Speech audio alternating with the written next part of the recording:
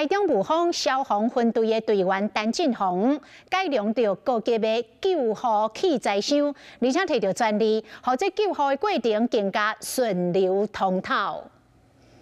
消防救护人员出动，爱甲死神抢时间，用过急救包内底物件，都要一日的拍开，才当找到所需要的物件。这唔但费气，又搁浪费时间。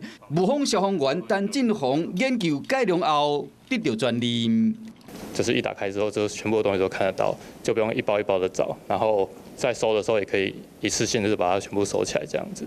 陈进宏讲，因为伫救护现场时常拄到无悬的所在，会当吊大重的情形，所以讲甲改良，同时嘛确保救护人员安全的设计。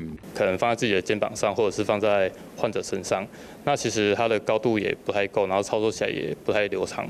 所以就想说，如果高救箱可以有一个点击架的话，那可能可以让现场的操作可以更顺畅。这样，我想这对整个市民或整个台湾的紧急救护都是一个很重要的里程碑。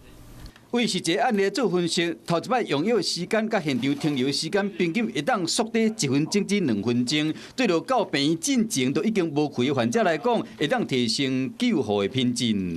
Hello， 我是蒋欣梅。想要抢先掌握最及时的新闻资讯吗？赶快订阅、按赞、开启小铃铛，锁定华视新闻 YouTube 频道。